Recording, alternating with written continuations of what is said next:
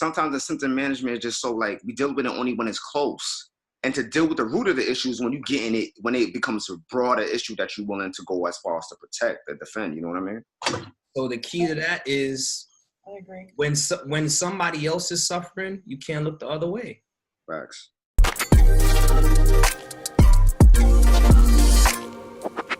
R. Kelly is accused or has been accused for all of these years of being a predator, right? And so I guess my question is, how do we handle predators in our communities, in our churches, and in our families? You know, like what do we do when we have a predator or an alleged predator who's who's close to us in some way? You call them out. Yeah, that's what I think. You have to call it out. And I guess, Reg, go ahead.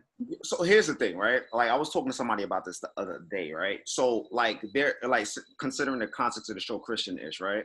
There is a pervading thought that like when we was talking about it last week, that the law is done away with, right? Now, here's what? Explain that. All right. Well, in the Bible, it talks about like there's a Christian view. You mean ceremonial law? Ceremonial law, whatever. Like those laws are just done away with, right? So people so within that context, think about like when we look at the laws that are in Leviticus, for example, right? There was a strict code of ethics that was in place that if someone did deviant behavior, there was an immediate and dire ramification that was going to come with that, right? So everybody was on code. You didn't follow this was going to happen. Now, as you go forward into this context of, well, if there's no laws that necessarily, if there's no laws that are in place to deal with these deviant behaviors so sharply, then what is our standard against these things? When these things come about, how do we necessarily deal with it if there isn't a strong opposing like reward to these deviant behaviors? You know, you understand our context? Yeah, I understand the context. I don't know if I agree that it's a lack of law. I agree. I would say it's more. There are laws on books, right, within the United States, New York State law, that makes these type of behaviors prohibited, right?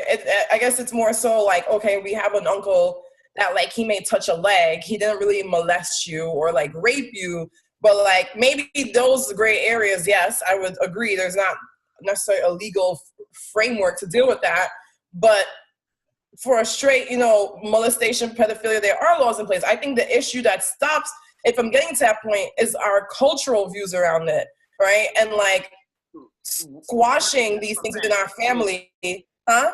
And that's what I'm saying. So like from the perspective of where I'm talking from, biblically, it was like people look at it as like, all right, it was a cultural thing. You know what I'm saying? That was in Leviticus. So people knew, the Israelites knew if we were to do these things, this was something that was morally wrong. This is the instant check on this joint. Where we come to in a society, we try to rationalize the check. Like, how do we necessarily do this thing? And we're seeing that this has done so much harm than good. And that's what I'm pretty much talking about. Like, if there's my sister presents something else. Dealing with predators. On camera. All right, so she says this, right? She says, dealing with predators, alleged predators. Example, Jacob's sons responded to the violent rape of their sister Dinah, right? And they pretty much like went for their heads. So the people they killed a lot of people. They killed a lot of people off the strength of that, right? And another example biblically is Absalom's response to violent rape of their daughter's sister Tamar. They went off with their heads. You're right. I mean, David is a dubious figure to begin with, because David killed someone's husband so that he can have his wife and cover up the whole childhood thing. So what was the ramification that came as a result of that? Well, the ramification wasn't a cultural one. The ramification came from God directly. Like God himself said, I'm going to punish you. Not necessarily the culture around him, because David was the king at the time. King at the time, right? Right? So this is my point. Like, I think it's a lot of I think it's a lot of, and I guess you're agreeing with me, but there's a lot of like cultural things that get in the way, cultural hindrances for these people to actually be prosecuted or actually face true consequences, as opposed to like, you know, because there are consequences. It's just we get in the way of that happening. Yeah. Reg, you mentioned Leviticus, and I know that in Leviticus, when he says those penalties of death, I think more than once it says, so that you will put evil out from amongst you. Mm-hmm. Right? So he's given the justification of why this person who, you know, kills somebody else should be killed. He's saying this is evil. This person is evil. This is a bad thing. You have to get it out of your community. Mm-hmm. Right? Mm-hmm. So today, and like with, I think today, our response or our thinking behind, or the reasoning behind why we do what we do is kind of the same, in that we need to get that evil or that wrong thing out of our community. Mm-hmm. We can't kill them. So when, what happened? So we can't kill them, but yeah, but we got to get them out of the community in whatever way, shape, or form is possible. So for you, it like you mentioned, like touching a leg or something like that, something that you can't like go to jail for or whatever, but you know it's inappropriate, you know it's like something that's like creepy or whatever. Yeah. Why is that person still invited to, you know, Thanksgiving dinner? Like, you know what I mean? Like, why do you keep bringing this this troublesome person or this, you know, into the space where the vulnerable can be attacked? They probably don't know. They honestly probably don't know too, because that's why you gotta put them on blast.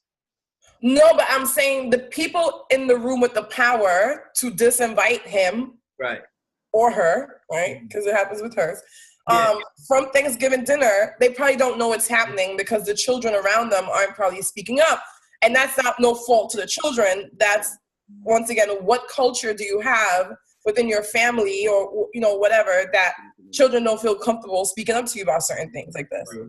True. Right. And I mean, I've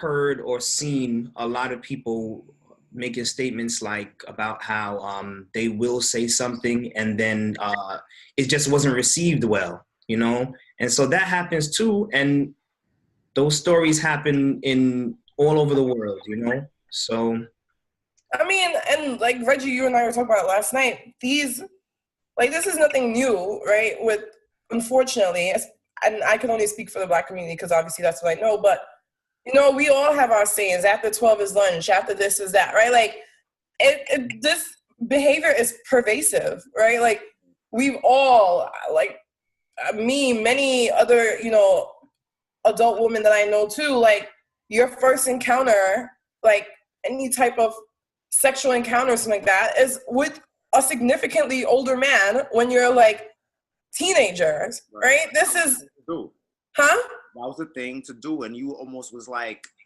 you was popping if you did that. Like, yeah.